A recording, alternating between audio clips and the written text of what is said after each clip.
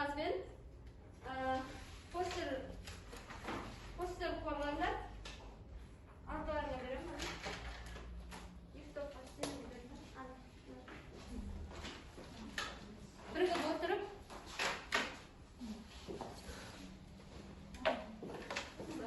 Гүлайна, сіз қазір өзіңіздің сабағыңызды қай әдіспен өтейін деп атырдыңыз? кейс-стади әдісімен. О, тамаша. Ал бастайық онда. Қыздар, мен қолымда тұрған қазір фишкалардан бір-біреуден таңдап аламыз. Қазір апарып көрсетемін. И сол бойынша екі топқа бөлінеміз. Таңдап алады. Қаны, бәріміз белсенді қатысып отырамыз. Ашамыз, көреміз.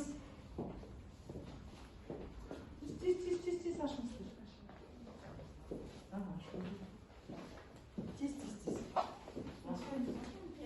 Менде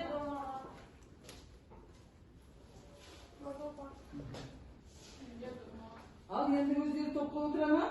домалақ фишка алғандар мына жаққа, супақ фишка алғандар мына жаққа.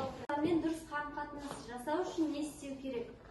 Мұғалім оқушылармен дұрыс қарым-қатынас жасау үшін ол мұғалім қарым-қатынаста педагогикаға жат сөздерді пайдаланбау керек.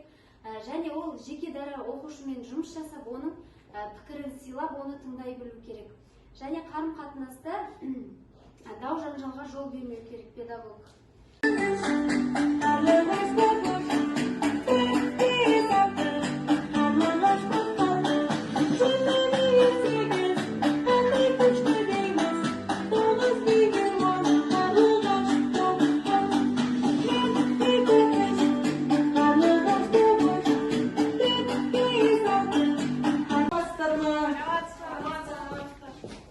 Бұлдот 18-ге бір, отырыңыздар.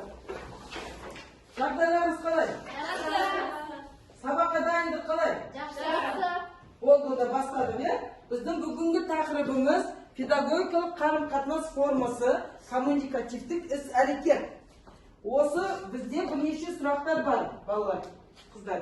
Соған сіздер дайынсыздар ма?